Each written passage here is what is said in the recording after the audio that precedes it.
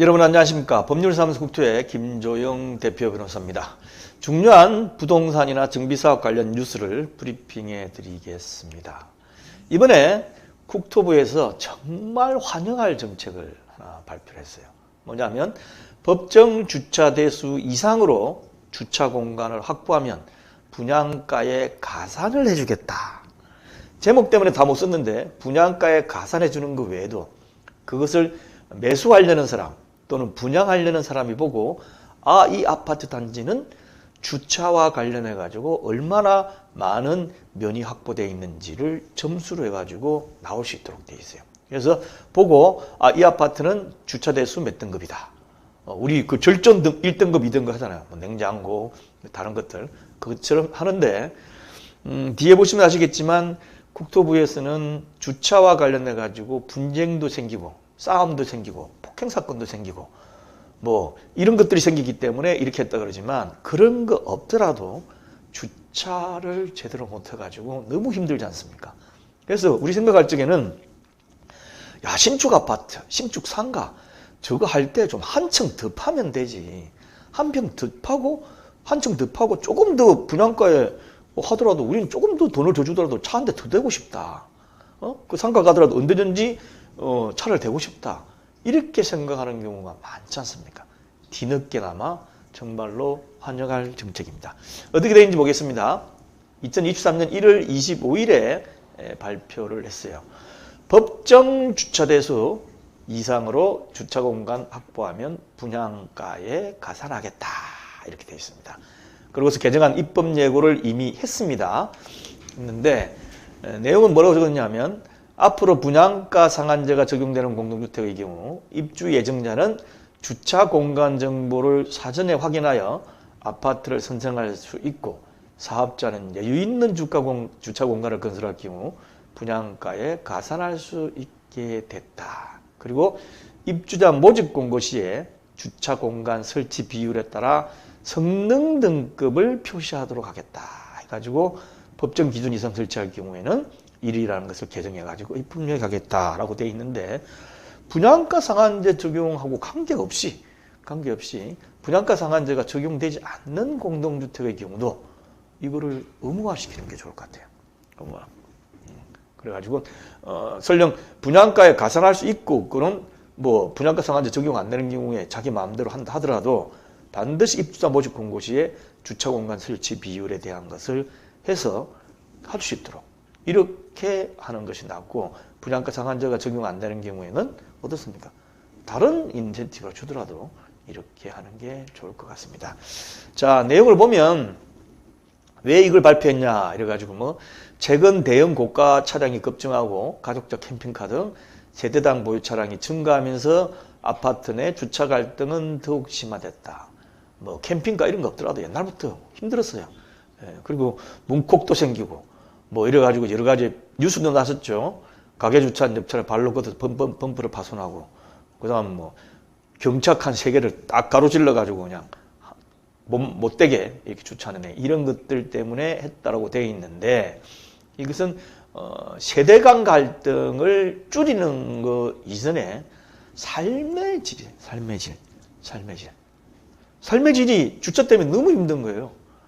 자다가 보면 이중주차 해놓고 누가 빼달라면 나가서 또 빼줘야 되고 불안하고 나가는 사람도 너무 힘들고 그래서 이게 진작부터 됐던 것인데 꼭 사회적으로 무슨 문제가 일어나야만 국가가 움직이는 건 안타깝지만 발빠르게 이런 정책을 발표해서 좋은 것 같습니다.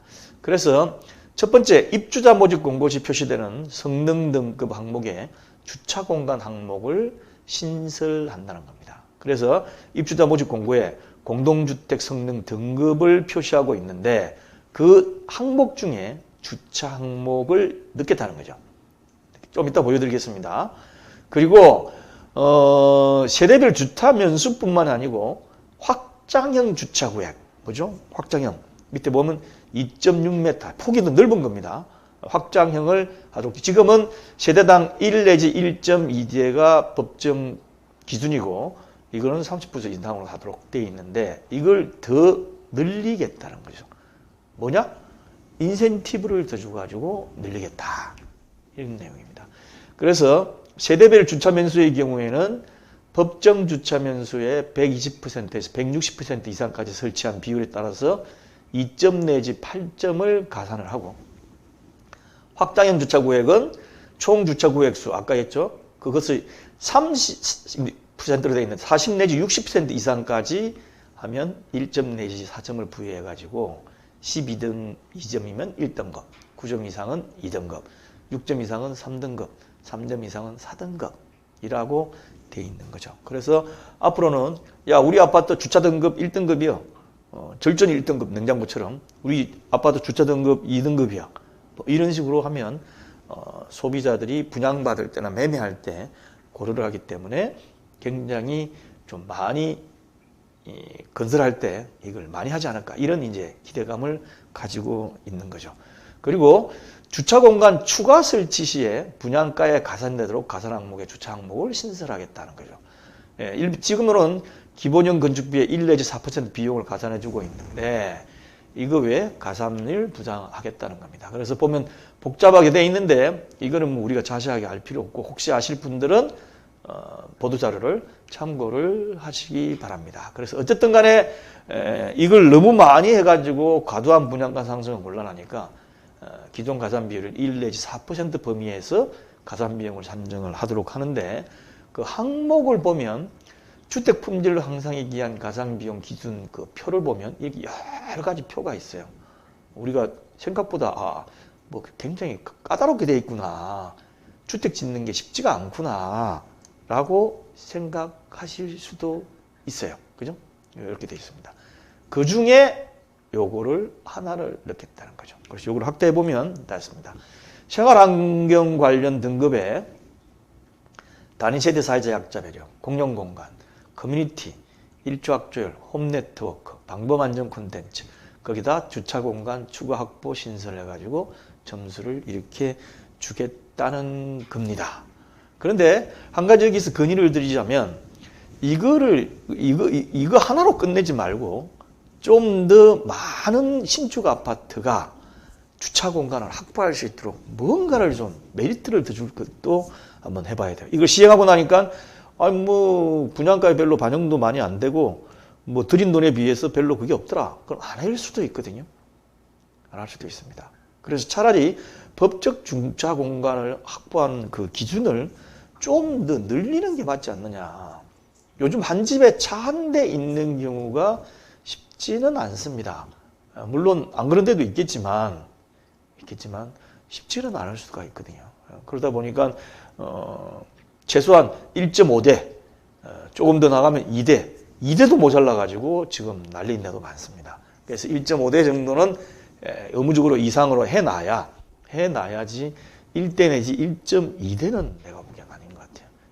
그래서 이걸 좀 더 확보를 하고 의무적으로 하는 방안을 강구를 하고 그런 다음에 좀 했으면 좋겠습니다. 그리고 또 하나는 상가의 경우에 주차 공간을 법정 기준을 많이 좀 확장했으면 좋겠습니다. 우리가 어디 음식을 먹으러 가든 아니면 뭐 다른 일로 가든 상가 건물에 가서 차를 못 댈 때가 너무 많아요. 그리고 도시계획 학자들이 만들어 놓은 도시계획 단지, 신도시라고 하는 게 벌써 이제 10년 넘어가죠. 그런 곳에 가보면 지금도 똑같아요. 무슨 상업단지 해놓고 높이는 못 지게끔 해놔가지고 쫙 해놓은 다음에 주차장이 없습니다. 주차장이. 저희 같은 경우는 서울 가까운 데서 이제 성남, 판교 이런 데 가보면 주차할 곳이 없어요. 주차할 곳이. 그러면 거기 영업하는 사람 못합니다. 마찬가지로 재건축 재개발 단지의 상가도 법정 대수만 하지 말고 더 파는 걸로, 아파트도 더 파고 그 다음에 상가도 더 파고 제발 좀 그렇게 하는 걸로 조합장님이나 여러분께서 좀 미리 설계사한 대기를 해가지고 했으면 좋겠고, 또 한 가지는 뭐냐면 진입로를 좀 더 넓게 해주십시오. 들어갈 때 타이어 걸치고 벽에 걸치고 왜 그럽니까? 설계사들이 미워요. 그런 부분은. 좀 설계사가 이렇게 해야 됩니다라고 하면 뭐 건축에 대해서 잘 모르는 사람은 그렇게 안 하겠습니까? 근데 꼭 해가지고 자기도 긁을 것 같아요. 그래서 설계하시는 분들께서는 제발 좀 진입로도 좀 넓게 해주고 주차 대수도 좀 이렇게 하는 게 좋겠습니다. 이게 더 이쯤입니다. 라고 했으면 좋겠습니다. 자, 그러면 유튜브로 만약에 보시는 분들은 밑에 더보기란에 재생 목록을 보시면 이 뉴스 브리핑 계속 있으니까 참조하시기 바랍니다. 감사합니다.